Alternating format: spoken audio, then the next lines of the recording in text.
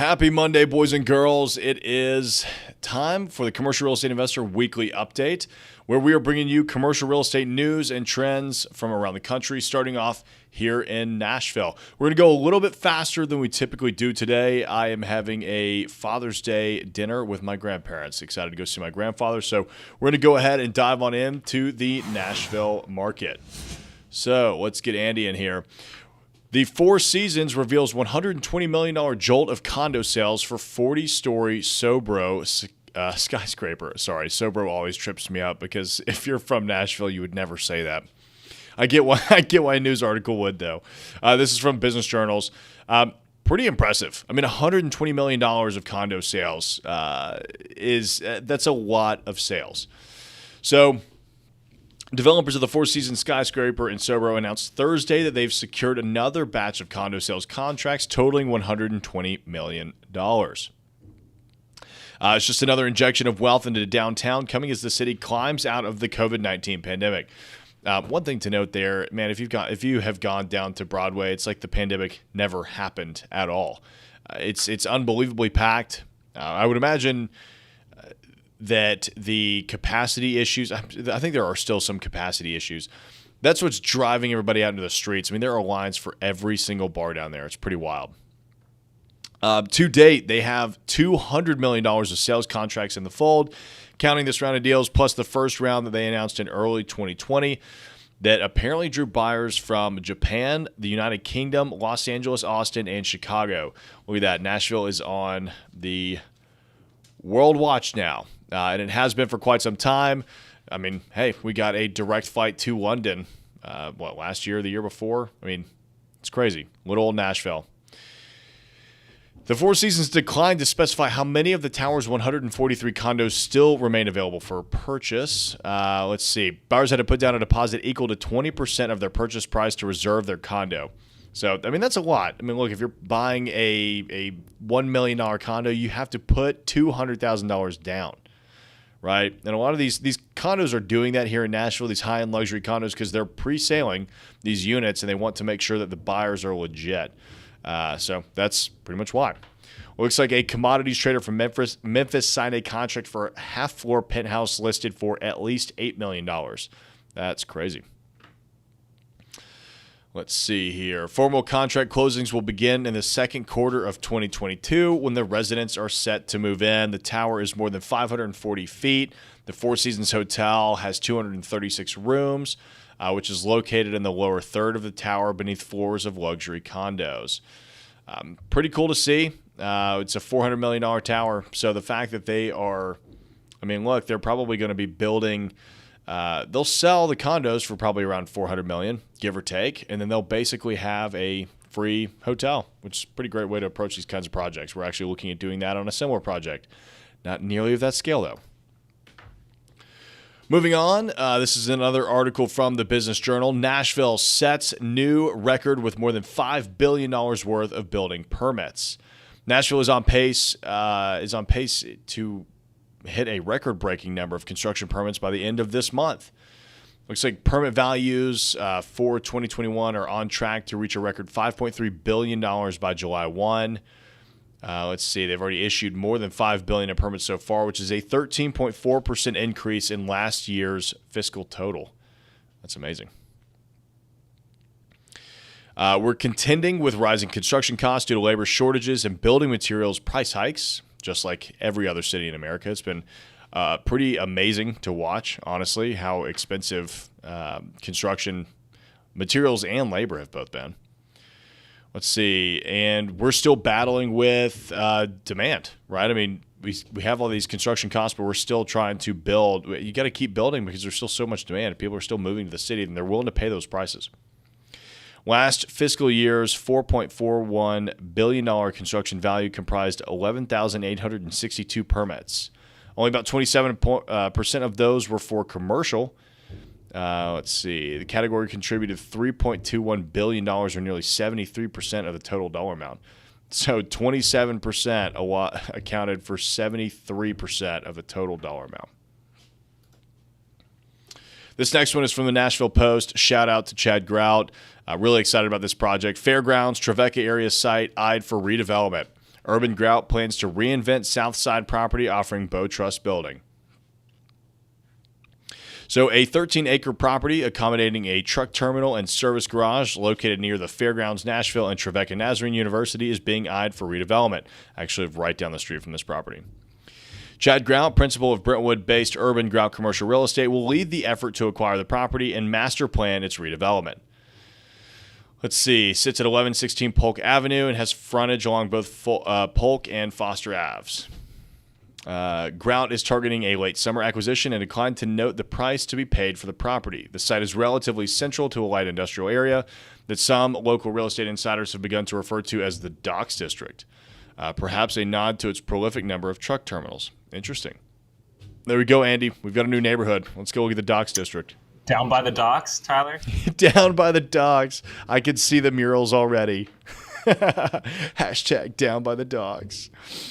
The property includes both a 30,000 square foot Bow Trust service garage structure fronting Foster Avenue and a cross-dock facility.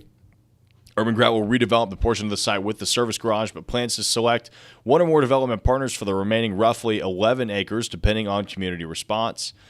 That's pretty cool. McDaver Properties owns the property. They paid about $3.76 million for it in 2014. Let's see. That building wants to become a retail and food amenity for this community, at least in part. And we've had several other interesting users approach us as well, said Chad Grout. Congrats, Chad. That's really exciting to see. All right, let's move on to Market Watch. This week, we are looking at a kind of a different city, I would say, right? Because almost everything that we have been tracking in our Market Watch has been in the Southeast or even slightly Midwest, West, if you look at Denver.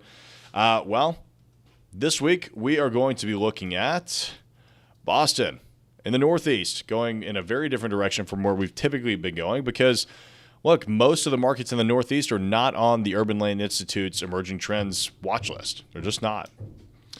Okay, let's get into Boston. There you go. There's Boston. It's actually the most northeastern city on this list. Let's see here.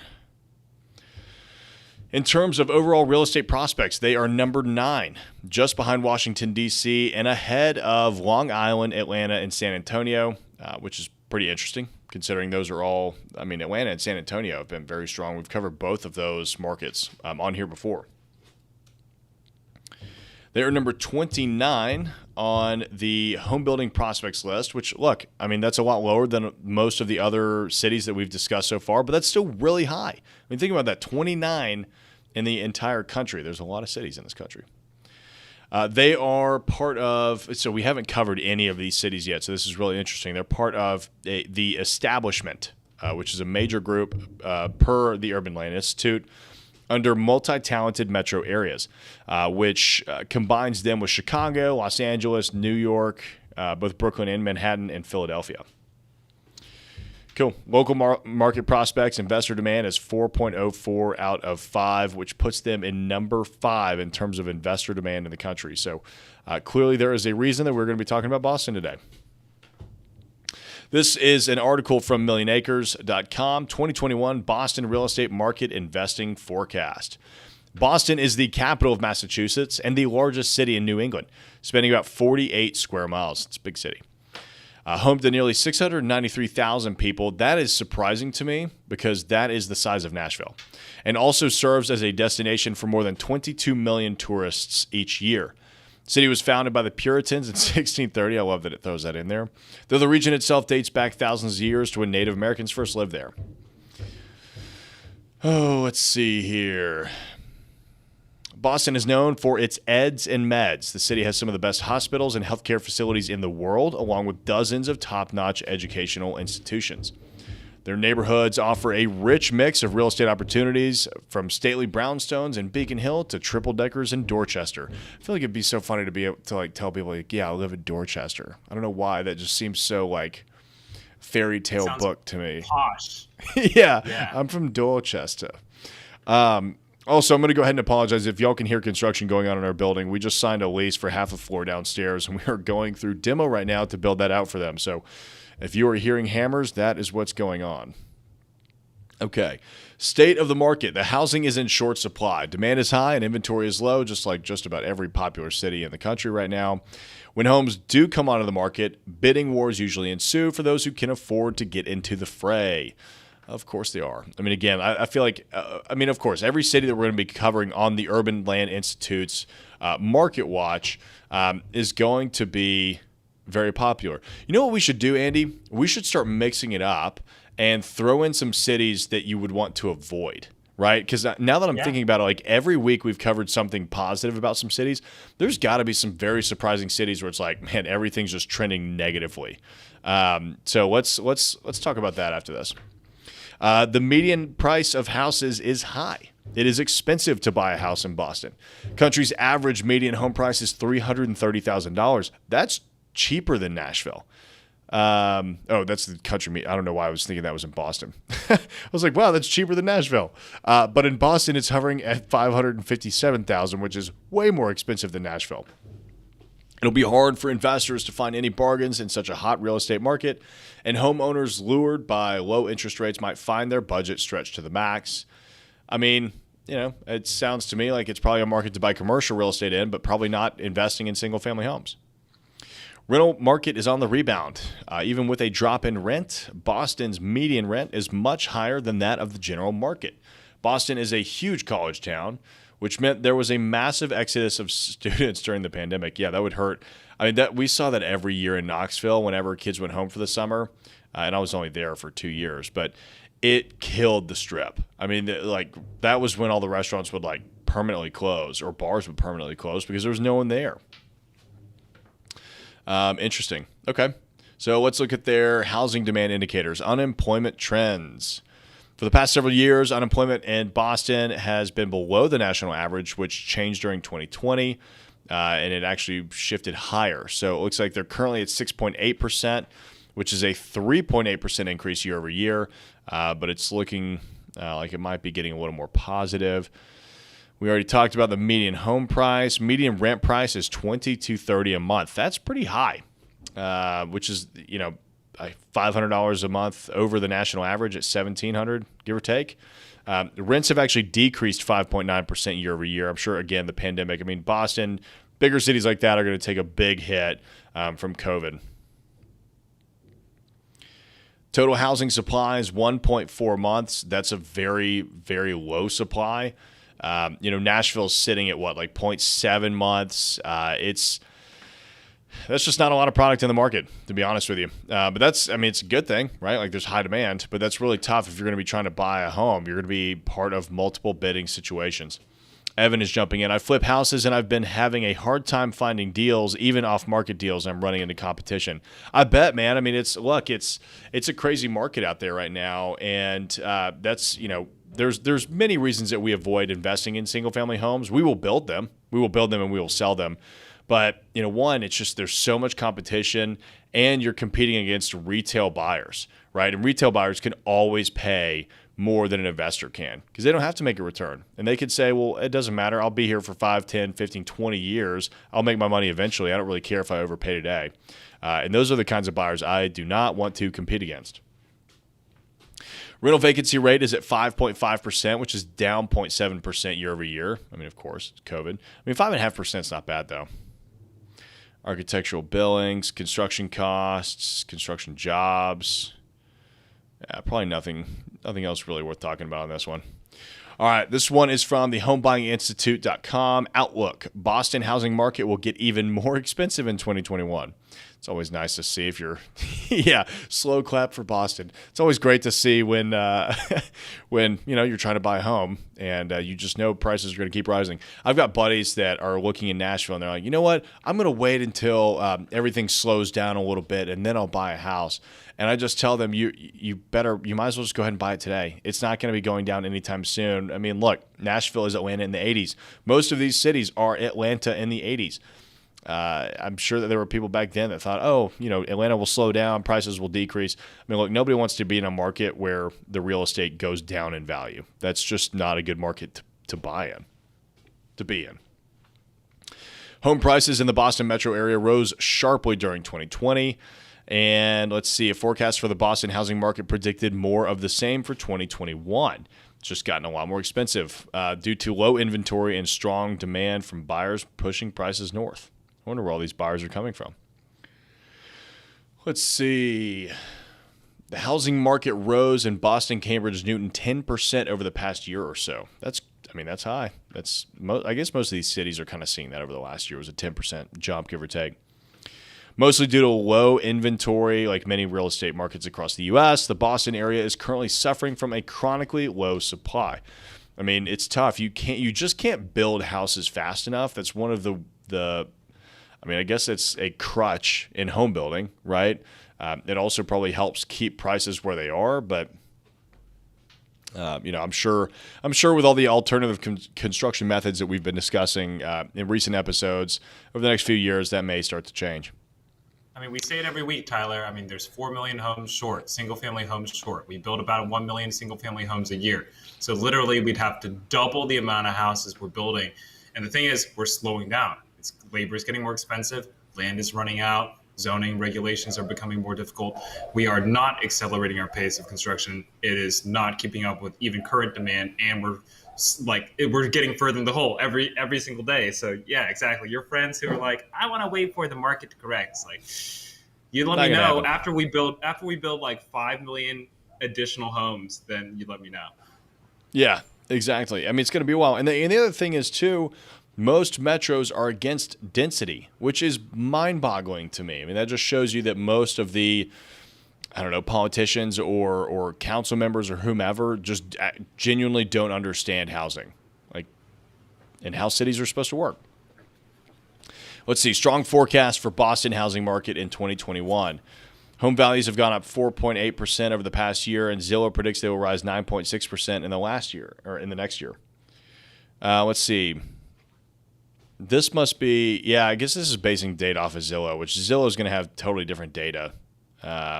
Just getting into numbers that are contradicting literally everything we just said. So I'm probably going to skip that. Let's see. I mean, that's the problem with Zillow, right? Like Zillow's, I don't know, they have biased data in my opinion. But maybe that's just me. Lots of buyers, few properties to go around. Like lots of cities in the U.S., Boston currently is still experiencing a shortage of homes for sale. Much of the same thing over and over again. Okay, so there you have it. I mean, Boston is a very attractive market. If you're looking for a stronger, more established metro, that's probably the spot for you. Is this continuing on for Boston? Is this a fourth article for Boston, Andy? Looks like it. Let me make sure. Oh, I was muted. Sorry. Yes. Just skip that one. Just skip this one? Yeah. Okay, cool. We don't need it. All right, well, we are going on to the future of commercial real estate then. Let's go ahead and dive on into that one. So this is from globestreet.com. Backfilling empty apartments may be a problem when moratoriums expire. Landlords will move to evict non-paying residents once the moratoriums expire. I really appreciate that they did the sub-headline almost exactly the same verbiage as the headline. Anyway, basically what they're saying here is like, look, once the moratoriums expire on evictions, because right now landlords in most metros and most areas have not been able to evict non-paying renters. It sounds like once they get them out of the building, those vacancies may be there for a little bit. Even if it is extended past June 30th, the Centers for Disease Control and Prevention's eviction moratorium will eventually expire, and so will other state and local eviction moratoriums around the country. Let's see. Landlords will start proceeding to enforce the default notices that they may have sent during the pandemic. While evictions were banned, default notices weren't. The people, to me, that were like freeloading and just taking advantage of the situation, I feel like those are the people that are going to get hit or burned the worst out of all of this. Because, look, there's no it goes on your record. I mean, they're going to call, the next place you rent is going to call your previous landlord and ask about you, especially if they see that you were evicted. I don't know why you would want to go through that process just to save some money, but Once this burns off and landlords are able to then move forward as they had in the past, I think you will see increased evictions proceedings. To the extent possible, they'll potentially try and work things out with the tenants, but they have mortgages and they have taxes. I say this all the time. Look, it's not charity, right? It's just not. I mean, most landlords are willing to work where they can, but the people that are getting eviction notices are not the people that are trying to work with landlords.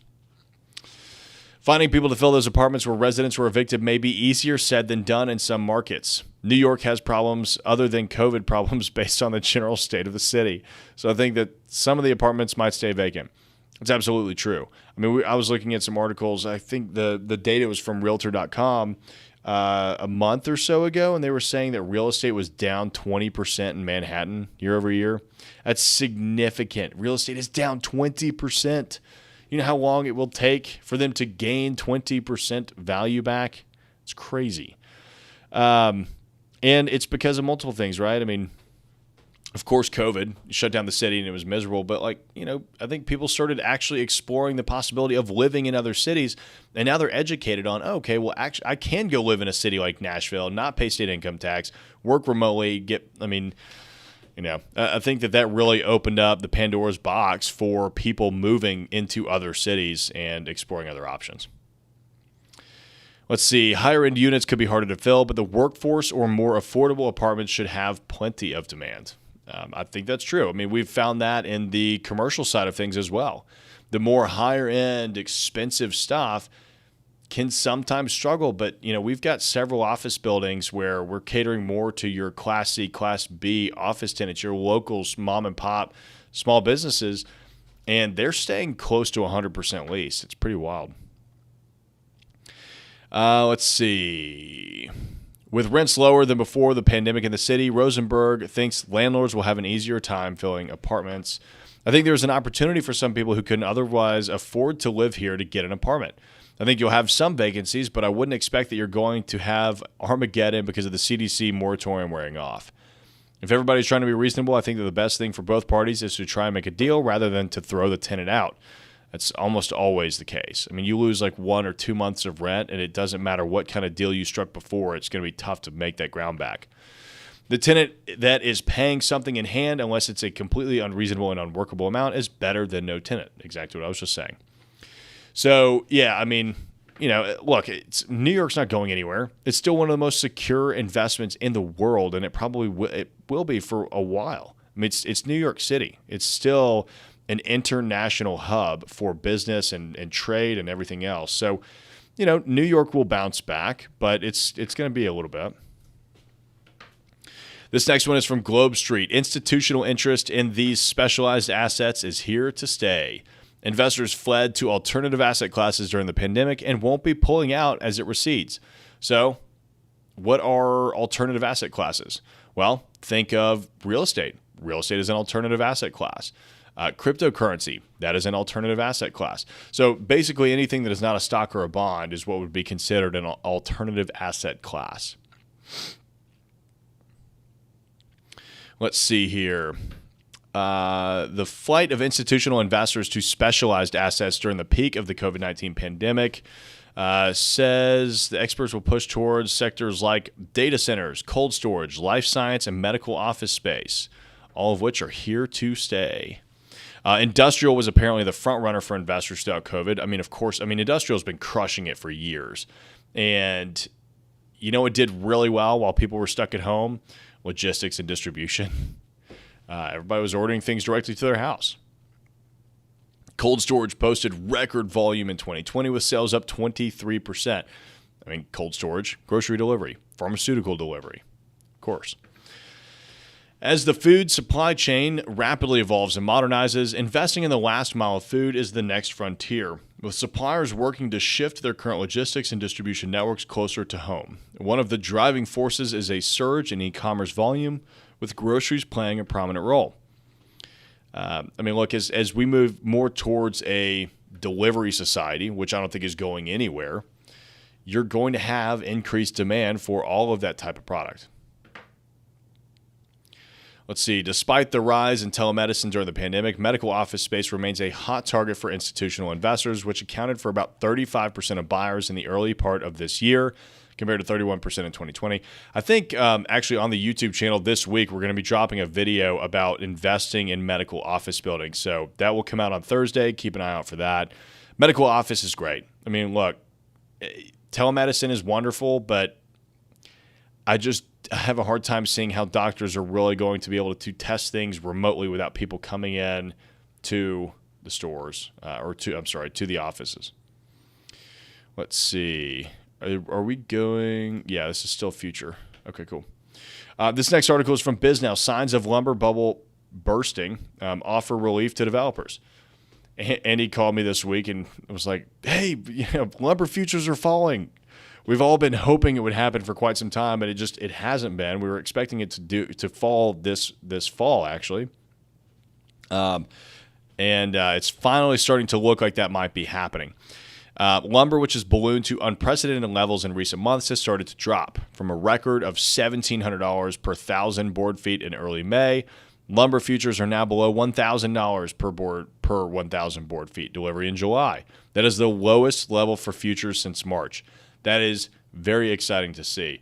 I mean, Andy, just riffing off of this one, do you think that would change how we approach our 18-unit development?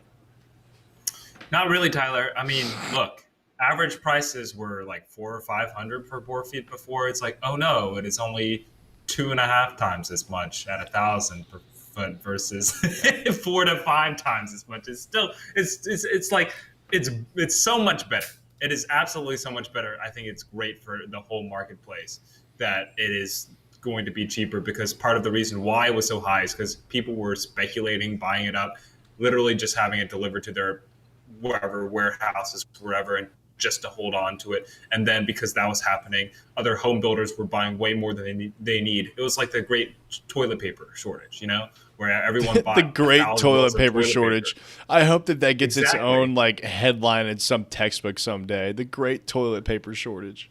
I bet it does, because it reveals the flaws of the supply chain. When you expect everyone to buy normal amounts, then all of a sudden everyone panics and buys double the amount. Guess what happens? The price goes way up and you can't find any toilet paper or wood. And hey, they're made of the same product, so there you go. Exactly. Let's see. The spot price of lumber is also dropping, according to pricing service Random Lengths. Let's see. Framing Composite Index fell $122 to $1,324 as of Friday, the most it has ever fallen in 1 week. Pretty great to see. The 2015 to 2019 average futures price for 1,000 board feet was never more than $400. I mean, put that in perspective. Like Andy was talking about, I mean, even though it has dropped to below $1,000, it is still more than twice what it ever has been. I mean, Andy, do you want to go ahead and touch on why that? I mean, I know that we've talked about that in recent episodes. It's probably not going to be on here, but for anybody listening that doesn't know what's going on, will you kind of fill them in? Yeah, essentially on one of our projects, we're strongly considering some alternative construction methods, including SIPs or ICF panels that essentially just use a different way of either what SIPs are is you take plywood and then you put foam behind it. So your wall, instead of a bunch of little 2x4s that you then nail plywood to and then you fill, it's like literally just a giant foam block with wood on the outside, right? And ICF is essentially you have a bunch of Lego foam blocks and then you pour concrete in the middle and you make really, really strong houses that way. I mean, I'm here in Puerto Rico right now. All the houses, every single one is built with concrete, except for the extremely poor houses are built with wood. And guess what? These things stand up to hurricanes literally all the time, right? So that's the type of strength a concrete house can have. So the point is to say that we're very interested in always trying to push for the future. And, I don't think that it's not like wood is going to all of a sudden go back to $400 a foot where it has been for the last 10 years anytime soon. It's not going to happen. The demand is still huge. I'm glad we're not in GameStop mania territory for wood anymore, but it's still extremely high demand. And that's why, you can look at alternative building products, have it be similar priced, and probably have a better performing, stronger building than you would normally as well. Yep, exactly. So, obviously lumber was not the only product to go up in expense. Also steel, plastics, gypsum, wallboard, insulation. I mean, cement's been going up for years. I mean, the price of cement is kind of ridiculous when you think about it. But yeah, I mean, it's remarkable. Some of those prices are going down. Looks like copper is also going down. Steel prices have fallen in China. They're continuing to rise in the U.S., which is interesting. It's probably, I would imagine, because of tariffs and just international trade. But, that's it's one thing to keep an eye on. I mean, steel has been a pain. We're doing a project right now where we're building out 5 kitchens and for restaurants, and we're providing the restaurant equipment. Well, guess what? Our bid went up like 50%, somewhere between 30 and 50%, because the stainless steel. It went up. So, everybody's having to deal with pricing pinches right now. It's been really frustrating, but it looks like the end is near. All right, let's go ahead and move on to private equity deal dive. So this is another article from Globe Street. Kilroy enters Austin market with $580 million purchase, strikes other West Coast deals. I mean, yeah, that's a pretty casual entrance into the Austin market. Let's just go buy a $500 million portfolio. The firm has acquired Indeed Tower, okay, maybe they didn't even buy a portfolio. Just one property. Cool. 730,000 square foot LEED certified office property in Austin. LA-based Kilroy Realty has entered the Austin market with the acquisition of Indeed Tower for $580 million. It's a 36-story building and located in Austin's CBD, the Central Business District. Let's see. It's 57% leased. Wow. They bought it for... So, imagine how much it's going to be worth, Tyler, when it's like 80 or 90. Oh my gosh. Well, it should be based on that, it should be a nearly $1 billion tower. Wow. Indeed.com is the largest tenant in the building, occupying 42% of the property. Okay, well, that might bring a little bit of risk, right? I mean, most lenders do not like to see any tenant occupying that much space in the building, but that's a great anchor, right? I mean, you get 42% of the building leased, and then you have all smaller tenants in the rest of it. You could probably drive your rental rates. Kilroy plans to drive value through the strategic lease-up of the property, and there is a lot to offer. The building has 30,000 square foot floor plates. That's a great floor plate. And offers tenants 10,000 square feet of ground floor food and beverage space and 30,000 square feet of outdoor deck space. Cool. Let's see here. Those objectives, it looks like the CEO of Kilroy is saying it falls within their strategic and property objectives, which include properties and locations within a growing tech hub that includes major tenants like Facebook, Google, and Box. And I always forget Dropbox dropped the drop and became Box. Say that 5 times fast. And the ability to drive value through a lease-up campaign. The acquisition is the first of what will likely be an ongoing expansion in Austin. I love Austin. It's before the pandemic, I was going there typically anywhere from 3 to 5 times a year. If I had to leave Nashville, I would be in Austin. I say it's Nashville with Texan flair, which I'm sure there's a lot of people that wouldn't appreciate that I'm saying that. But look, it's true. It's a really cool city. It's a blue dot in a red sea. It's very progressive, but it still has Southern values. I don't know. It's cool. It's a great city. The food is awesome, by the way. Let's see. City's vacancy rate grew 720 basis points during COVID. San Francisco and Seattle were the other 2 cities on the top of this list, according to Commercial Edge, with vacancy rates up 550 and 480 basis points, respectively. That is crazy. Interesting. So the office market in the city was, one of the worst impacted in the country. That's actually really surprising, considering some of the announcements that we saw from Oracle and Tesla and all these other big companies that were moving to Austin in the pandemic because it was better than California. Let's see. It just goes on to more about Kilroy's acquisitions. Pretty cool. All right, awesome. This one's also from Globe Street. Florida office portfolio trades for $58 million. The sale of the 259,000 square foot Pinnacle Corporate Park represents the highest price per square foot sale within the Cypress Creek submarket in the past decade. The JV partnership between Banyan Street Capital and fund-managed DRA Advisors, LLC, has sold the two-building Class A office portfolio in Fort Lauderdale, Florida. Look, big on Florida. I like Florida. It's a tax state income tax-free state, which is why a lot of people are flocking to that right now. Most investors are looking to be on the western coast of Florida because the east tends to get hit by hurricanes, and with the frequency of hurricanes going up, insurance rates are spiking. So it's tough to get insurance in Florida. Let's see. Sales price represents $226 a foot, serves as the highest price per square foot sale in Broward County's Cypress Creek submarket in the past decade. It's pretty cool. The office properties are situated on 14.3 acres of land in a master plan community called Uptown Urban Village. Buildings are currently 83% occupied.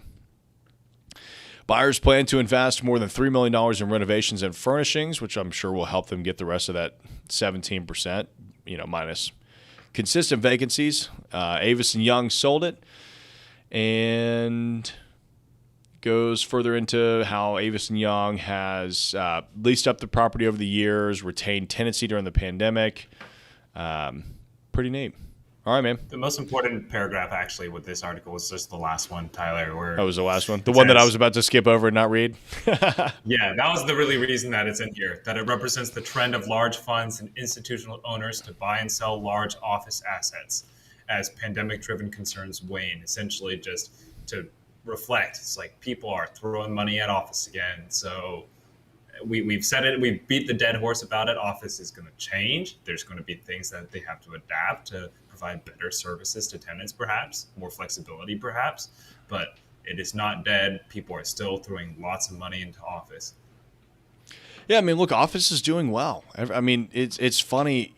People just get so swept up in the, office is dead, everybody's going to remote work. Well, it's not if you look into it, right? I mean, people are working from home right now because they have to. As soon as they don't have to, a good majority of them are going to go back to the office. So, I mean, we're not worried about that at all. Kobe. All right, moving on. Now for Proptech. Let's see here. Weiss Analytics launches AVM powered by geospatial AI. Cape Analytics and Weiss Analytics say they've created a breakthrough technology for valuing home conditions. This is a really interesting space to me because anybody that cracks this code might have like $1 trillion venture on their hands. It hasn't happened so far. It's very difficult to do. And like we were kind of saying earlier with, Zillow not really having the best data. I mean, most of these groups, they're trying and they have great data compared to what they had last year, or definitely great data compared to what they had 5 years ago. But it's been tougher for this more geospatial technology to really take hold. Let's see. Conan's actually asking a question about tax-free states. Let's talk about that real quick. Let's see. Is it considered a foreign LLC if you set one up in a state income tax-free state whilst doing business in a different state? No, it's not technically considered a foreign LLC. You can have an LLC that is operating, or let's say founded in Florida but owns property in Tennessee, and you're going to be paying state income tax on your property in there's no state income tax in Tennessee, but you would be paying taxes in Tennessee, right? So, I mean, I would of course consult a CPA, consult a tax professional. Don't just take my word for it because I'm a real estate guy. And consult your attorneys, but no, you wouldn't be a foreign LLC. Andy, you have anything else you want to add to that? I will just say, if you are interested in not paying a lot of income tax and doing... Oh my gosh, are you going to plug Puerto Rico again? I would never do that. I just say stick around to the WILDCARD segment because we will be discussing something that I think would be very interesting to you. That's so funny. All right, well, now I know exactly what the wild card is going to be. The funny thing is I never know what the wild card is. I just let Andy kind of pick that and roll with it. And it's always fun and entertaining. From thousands of feet above your home, a high-tech camera snaps pictures of the roof, the mess of the debris in your yard, and that pool you hate cleaning. Pictures like these could cost or save you thousands of dollars when deals are about to close. It could also have big implications for appraisers who are already nervous about the continued rise of automated valuation models, AVMs. Let's see. It looks like Cape Analytics and Weiss Analytics have created what they say is the first automated home valuation engine that uses geospatial imagery and artificial intelligence to integrate current home conditions like a damaged roof or a pool into valuations. Cape Analytics' AI system instantly extracts property condition from images, which is then run through Weiss's valuation model. They have condition data sets for 110 million buildings across the United States. Previously, an appraiser would need to make an in-person visit to note the condition of the property. Can we please figure this out immediately? Because appraisals take way too damn long, and they end up holding up the loan on a property, and that's always the most stressful part of buying any real estate or refinancing any real estate is having to wait on the damn appraisal. But I mean, it takes right now sometimes 2 to 3 weeks, which to me is crazy, right? Because Andy and I sit down and we can come up with brokers' opinions of values in like a couple hours. Of course, we're not appraisers. I'll go ahead and say that. We don't have the accreditation, but still we can get pretty damn close. And we'll often pull the same comps. So, I don't know. Maybe that's me just getting on my soapbox and being frustrated. But hey, it's my show. I can talk about what I want.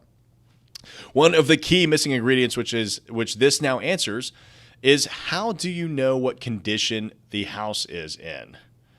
That's a great question. Because most of the data is very out of date that you can get in computerized form. You can get assessor data, which could be a year or more out of date, and does not tend to focus on the condition of the house. We use CRS data for that type of stuff, and it's amazing, by the way. Highly recommended.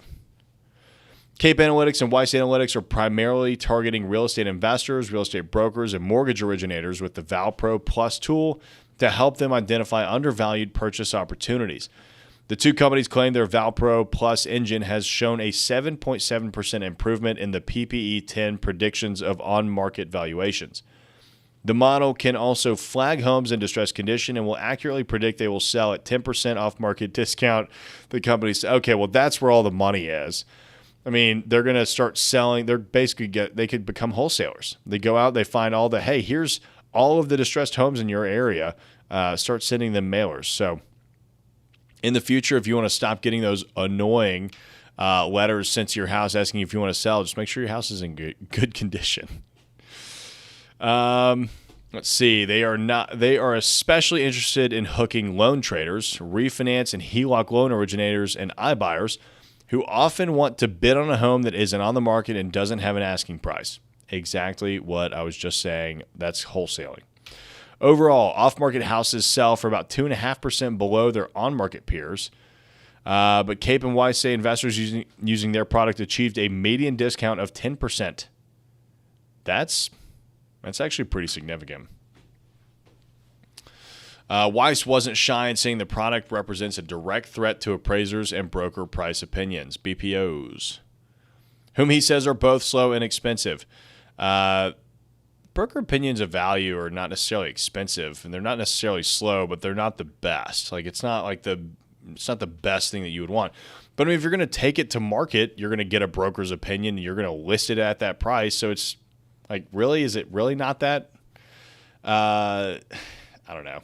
Authoritative? I think so. There's been a decades-long process by which the traditional appraisal has been, in some cases, augmented, in many cases, replaced by technology. And that's been something that's been going on since at least around the mid-1990s because of the cost of appraisals and because of the delay that appraisals create. They create such a delay. It is so frustrating.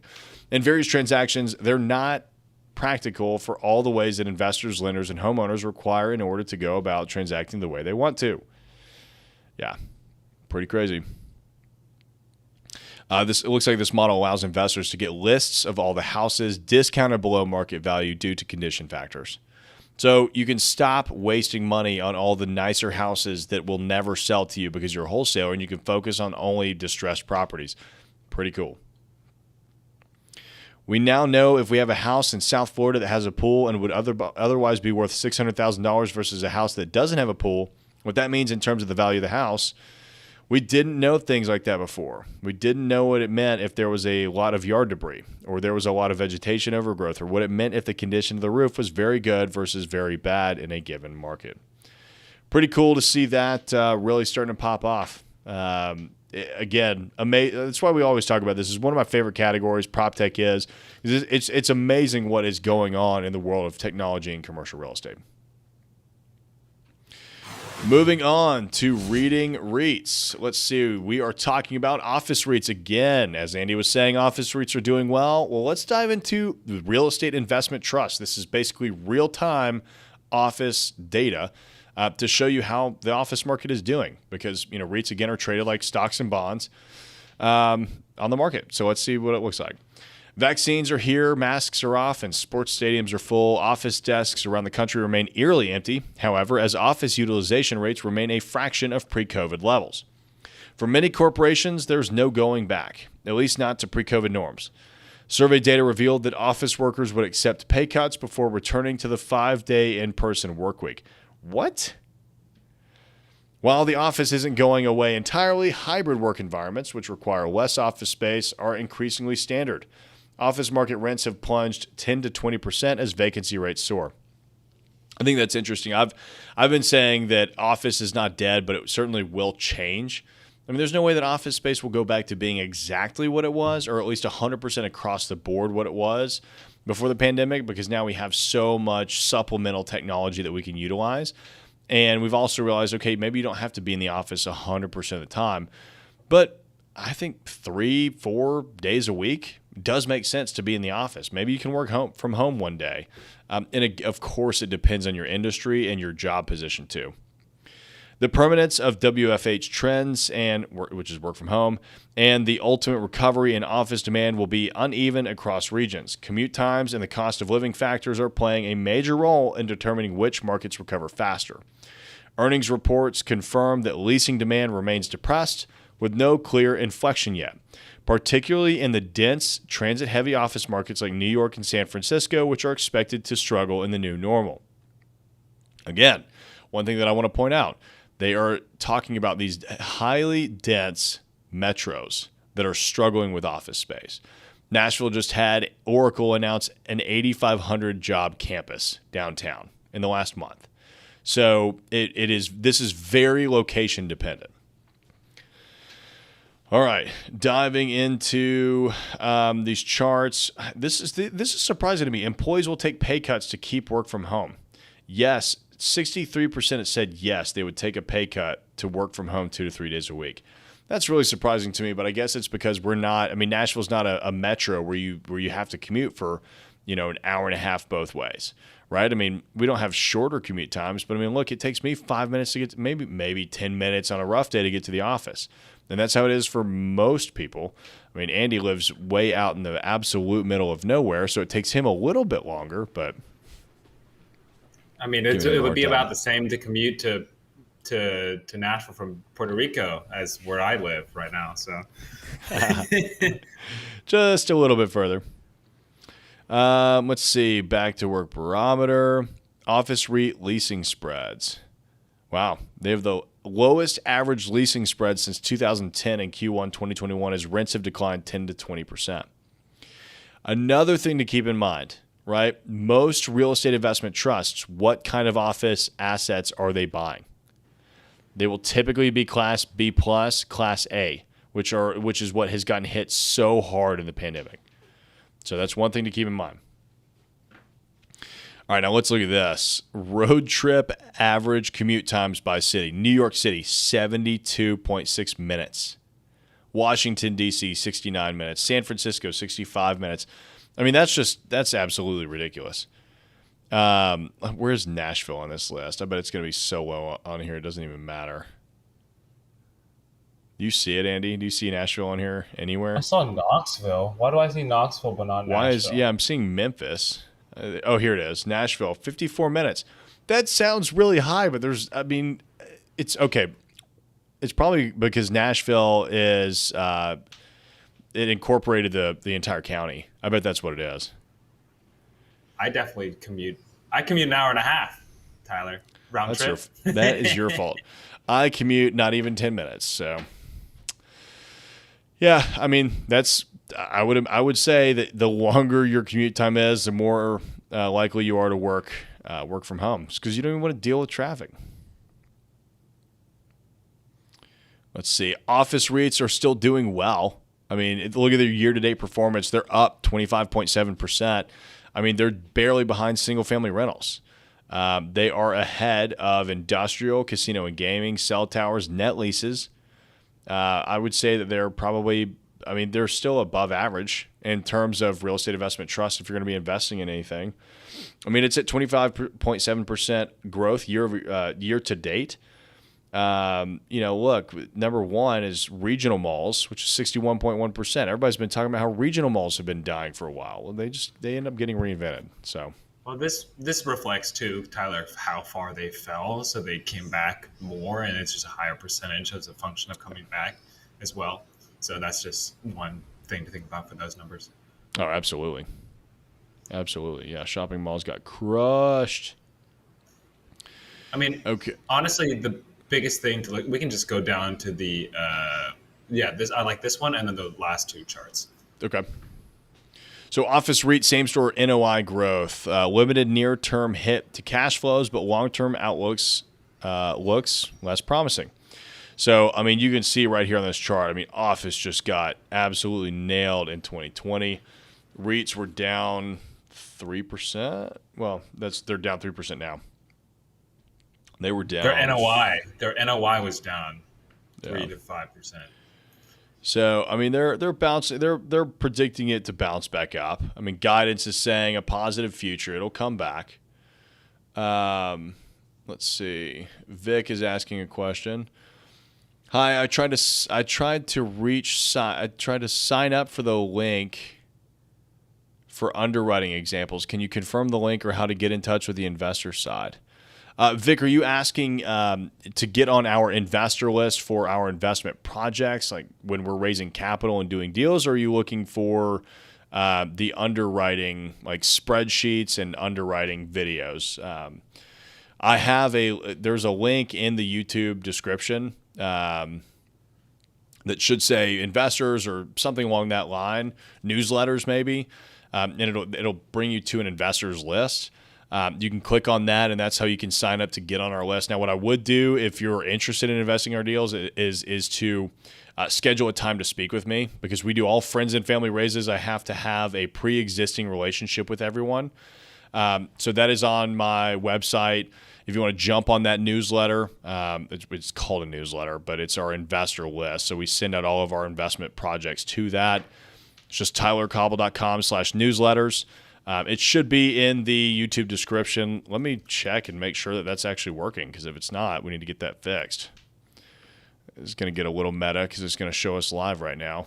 But the link was invalid because of Twitter. Let's see. Listen to the podcast on the go. Okay, we go down here to newsletters. Yeah, so that's working. So you would just click newsletters and you would go to the investor list right here. Hope that helps. Let me know if that doesn't. I'll look into it again. We'll get that figured out. Okay, let's see. And then we'll go down to the last two. Those last two are always pretty cool. Where to be bearish and where to be bullish. Where are those, Andy? I thought those were on the bottom. Oh, I thought they may have took them out this time. Oh, I guess they did. They usually have Hoya. So Seeking Alpha typically has a, why we're bearish and why we're bullish on office, and I guess they didn't do that for this one.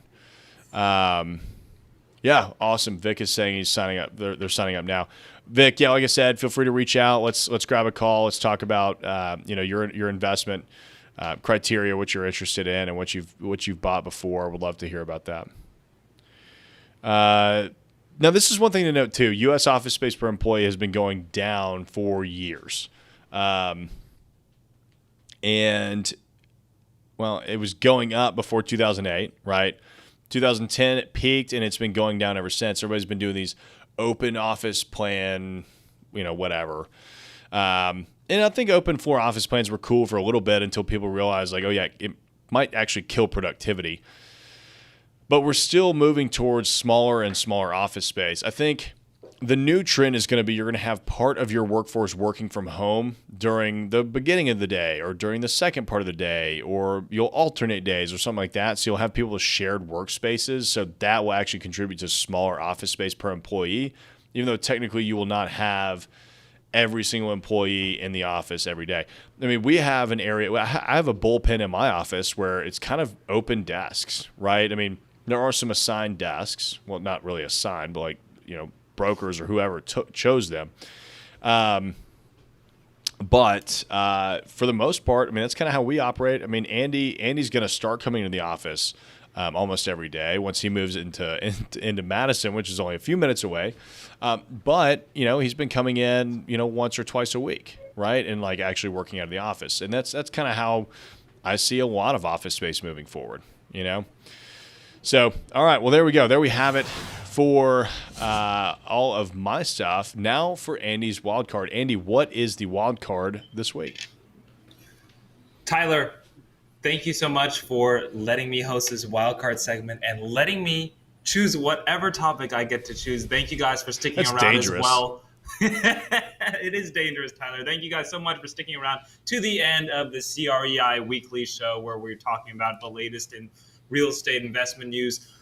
At the end of each episode, I always pick a topic about real estate investing that I think might be cool, that you guys can learn for yourselves. It's a little bit different off the beaten path. Today, I'm going to be speaking about where I am today. Cue In the Heights, cue West Side Story. It's Puerto Rico. Why Puerto Rico? So I went on a real estate investor tour. So this wild card today actually is going to serve two reasons, both to show you guys about really cool tax structures here, and then also convince Tyler why we need to be investing down here on the island. So in case you guys didn't know, and I got this PDF, by the way, from this man I met, Nathan, yesterday. Puerto Rico is an island off of Florida, about 1,000 miles southeast, 100 miles long, 35 miles wide. So you can see it right here. It's not the biggest, I mean, look at that comparison compared to like Florida. It's about as wide as the panhandle. The panhandle, just like the whatever this is called of Florida. So it's not super big, but they have about 3 million people who live there. And what really cool is they have the only U.S. tropical rainforest, they have a desert, and they have 3 of the 5 world's freshwater bioluminescent bays. And I have I have been to 2 of them. So I'm kind of a big deal and very important. So what's cool about Puerto Rico is that it is the United States. It is America. It is an American territory, which means they have American laws. They have American investment structure. American banks finance Puerto Rico. You use the American dollar. Puerto Ricans have U.S. passports, and they have U.S. military, and you can go to Puerto Rico without a passport. So in terms of tourism and making it easier for you to go down to somewhere in Latin America, the Caribbean, this is the easiest place to go because it is literally still technically America, right? And it's a fairly big economy and population. I don't want to bore you guys with all of this stuff here, but like comparing it to Hawaii, for example, it has a bigger GDP than Hawaii with more population, right? But it's, believe it or not, Puerto Rico's biggest industry is manufacturing, which is actually healthcare manufacturing, not tourism, something I had no idea about, where they actually have, let's see if it's on here. It's on here somewhere, but they actually had some of every single big biotech company, Pfizer, Merck, Eli Lilly, I think Johnson & Johnson, every single one that you've heard about that has done anything for the COVID shot has a manufacturing facility in Puerto Rico. And why is that? It is because of this. And this is where we were talking about listening to something about cool tax incentives, because I learned about this yesterday and then my mind was completely blown. There are no federal taxes, so they get to set their own tax rate. So here's something really cool. if you're an Act 20 corporation, so if you do a company here, guess what your income tax is on that corporation? 4%. You know what the United States corporate income tax is 21%. So that's pretty good to cut your income tax from 21% to 4%.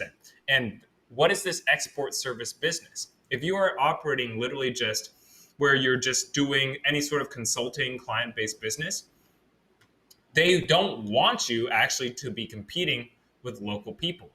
Export services means you have to provide services to entities not in Puerto Rico. So very theoretically, if you're a white collar job employer in the United States, let's say you're some sort of tax professional, white collar professional, and then you just do consulting services for people, you could incorporate in Puerto Rico and cut your income taxes from 21% to 4%, just like that. And that's why all those companies are down here. As well as if you qualify for personal residency, you will never pay any tax on capital gains, dividends, distributions ever again. The capital gains tax is zero if you are a resident of Puerto Rico. So I just thought that Andy, was a... Yeah. Real quick, Conan is asking if you can send that PDF. Sure. So... yeah, we'll figure out how to do that. If you want to drop, well, I was gonna say if you're comfortable dropping your email in the live chat, we're happy to do that. Also, you could also just follow me or find me on Instagram and send me a direct message, and we'll get it over to you. Conan, you're also asking who our CPA is. I use a local group because your CPA is so important to have somebody that's local in your market, because tax rules vary depending on, city to city, state to state. So I would highly recommend just finding somebody that focuses on real estate within your market. Sorry, Andy, go ahead. No, totally fine, Tyler. And this is where we wanted to, we wanted to bring it up, because you start hearing about this and you're like, maybe this is something I should think about, because you can save a lot of money that way. So this is why a lot of corporations have been moving here. Puerto Rico is the only place in the world that U.S. citizens can live and pay extremely low taxes, and you're still part of the United States and get all the benefits of being part of America, right? So that's pretty cool. And the other thing is too, with all of this is causing this Act 22 is causing a lot of cryptocurrency investors to come out here. So if you're big into crypto, apparently this is like crypto central outside of China, which is the number one. Apparently like Puerto Rico is like number 2 or number 3 because of the capital gain stuff. It is also, for real estate investors, 98% of the island is in an opportunity zone, which allows you to invest and not have to pay capital gains tax if you're moving investments into an opportunity zone, as long as you hold it there for 10 years. The other thing, here's the thing. 5th largest pharma producer in the world, which was pretty cool. 50% of their economy being manufacturing. I had no idea. I wanted to briefly touch on this. This is something really cool. For tourism, you would think, because that's all I know. That's all most people know about Puerto Rico, that they have tourism. Average GDP of tourism from Caribbean islands is 15%. Bahamas is 60%. Puerto Rico is only 7%. So they offer very generous tax credits if you build hotels here, because we only have 14,000 hotel rooms and they want to double that over the next 10 years. So what kind of tax credit do they give? They give either a 40% tax credit or 30% tax credit, and that is of your entire project cost. Let me say that again. For those of you who don't understand what that means if you build a $100 million building, they will give you $40 million in tax credits. So let that sink in of how cool that is to be doing projects in Puerto Rico, and this is the one that's most common, this 30% tax credit. And I want to explain to you guys what this means. 1/3 of this tax credit gets awarded to you on construction finance. So what this effectively ends up being, so let's say on a typical development deal, you're building a hotel, you get a 70% loan. So that means you have to bring 30% equity to the table. Guess what? They give you 1/3 of the total project cost, 1/3 of this 30% tax credit, so 10% of the total project cost once you get your construction financing. So what does that mean? That means Puerto Rico will give you 10% of the entire capital stack up front, or 1/3 of your entire equity if you get a 70% loan up front, just by starting the project. So I just wanted to throw that out there for those of you who are interested in real estate or tax incentives. This is just something I haven't seen, Tyler, and this is really all I wanted to cover on this. This is something I haven't seen really for any place, any state in America to have such generous tax incentives like this. And again, it's because what they said, because technically it's a territory right now, they can set their own tax laws, so they can do crazy stuff like this and make it really favorable for both personally investing, business investing, and real estate investing. I was almost muted there. Andy, thank you so much, man. That was awesome. Puerto Rico sounds really cool. I'm excited to talk about these projects that you found us. Guys, we may be doing some projects in Puerto Rico, so you might have to find a reason to fly down and check out a project next time we're going through a capital raise. Conan, we will get that deck emailed over to you. I will get Andy your email address. Thank you all again for joining us live. If you are on YouTube, don't forget to like and subscribe so you get notified every time we go live. We do the Commercial Real Estate Investor Weekly Update every Monday at 5:30 p.m. Central Standard, usually. Today we went early just because I'm going to have dinner with my grandfather for Father's Day. Really excited about that.